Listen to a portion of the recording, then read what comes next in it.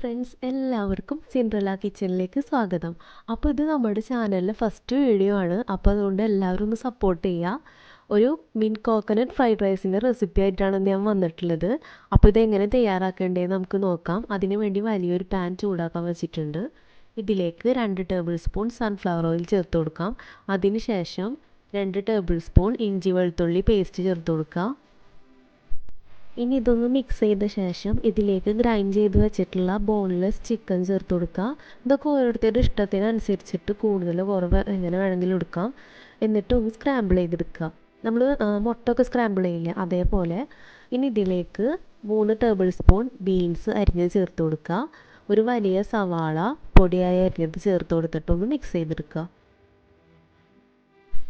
ഇനി ഇതിലേക്ക് 2 പച്ചമുളക് വട്ടത്തിൽ അരിഞ്ഞത് ചേർത്ത് കൊടുത്ത ശേഷം ക്യാപ്സിക്കം ചേർത്ത് കൊടുക്കുക. ഞാനിവിടെ 3 കളറിലുള്ള ക്യാപ്സിക്കം എടുത്തിട്ടുണ്ട്. എല്ലാം കൂടി ഒരു 1/4 കപ്പ് ക്യാപ്സിക്കം ഉണ്ടാവും. ഇതൊന്ന് കളർഫുള്ളാക്കാൻ വേണ്ടിയിട്ടാണ്. നിങ്ങളുടെ കയ്യിൽ ഗ്രീൻ കളർ ക്യാപ്സിക്കം ഉണ്ടെങ്കിൽ അത് മാത്രം ചേർത്താൽ മതി. നമ്മൾ റൈസ് ചേർത്ത് കൊടുക്കാൻ പോകുന്നത്. ആദ്യം തന്നെ എല്ലാ റൈസും കൂടെ ചേർത്ത് മിക്സ് ചെയ്യരുത്, അങ്ങനെ അറിയിക്കുക. അപ്പോൾ ഈ വീഡിയോ ഇഷ്ടമായെങ്കിൽ എല്ലാവരും സബ്സ്ക്രൈബ് ചെയ്യുക, ഷെയർ ചെയ്യുക, ലൈക്ക് ചെയ്യുക, കമൻറ്റ് ചെയ്യുക. താങ്ക്